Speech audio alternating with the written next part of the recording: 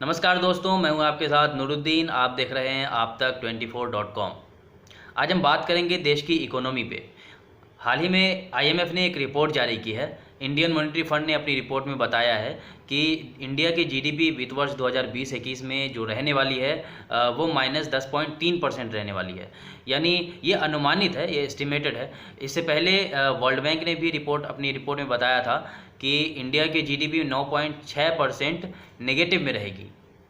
वहीं अगर 2017 के मुकाबले अगर देखा जाए तो इंडिया की जीडीपी आज 2017 के स्तर पर पहुंच गई है। यानी 2017 में जहां इंडिया की जीडीपी का वॉल्यूम था 131.75 लाख करोड़ रुपए, वो अभी 2020-21 में ये अनुमानित है 131.82 लाख करोड़ रुपए रहने वाला है। अगर 2018 और 2019 के आंकड़े भी देखें तो 2018 में इंडिया की जीडीपी का वॉल्यूम था 139.81 लाख करोड़ रुपए, जबकि 2019 में ये बढ़कर हुआ 149.65 लाख करोड़ रुपए। और 2020-21 में इस ग्रोथ में आपके पास जो ऐसे डेटा हमने बता दिया 131.82 लाख करोड़ रुपए रहने वाली है। यानी 2017 के मुकाबले देश की जीडीपी में ग्रोथ न के बराबर हुआ, यानी 0 के बराबर हुआ। अगर जीडीपी ग्रोथ रेट की बात करें तो 2017 में जहां जीडीपी ग्रोथ रेट 7.04% था, वो गिरकर अभी 2020-21 की पहली तिमाही में -23.9% रह गया है।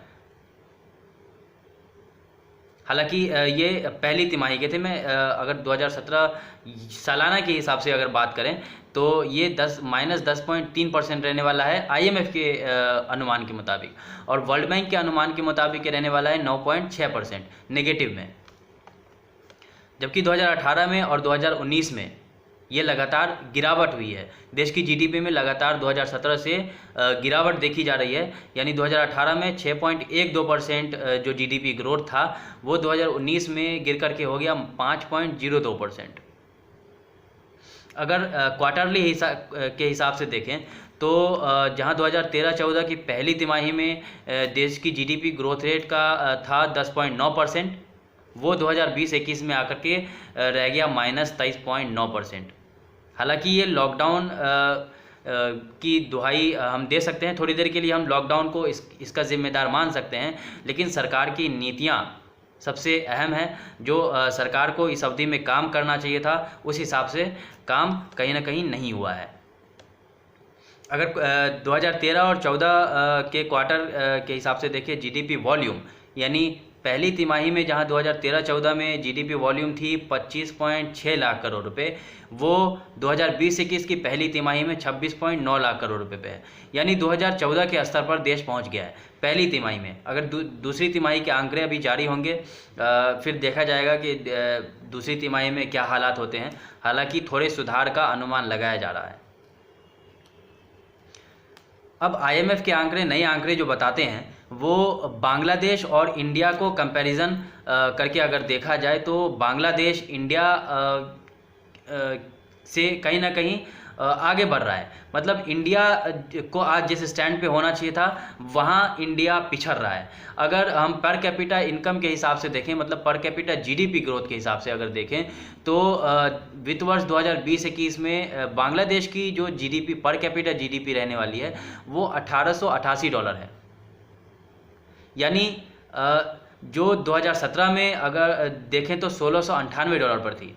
यानी बांग्लादेश अपने पर कैपिटा जीडीपी में ऐड किया, जबकि इंडिया अपने पर कैपिटा जीडीपी में नुकसान किया है। यानी आईएमएफ के आंकड़े बताते हैं कि 2020-21 में जो इंडिया की पर कैपिटा जीडीपी रहने वाली है वो $1876 है, जो बांग्लादेश से कम है। यानी 2017 में अगर दोनों देशों के पर कैपिटा जीडीपी की अगर तुलना करें तो वहाँ भारत था $2009 पे। यानी 2017 में माफ़ कीजिएगा, 2018 में जहाँ भारत की पर कैपिटा जीडीपी थी $2009, वो 2020 में आकर के गिर गई है $1876 पे।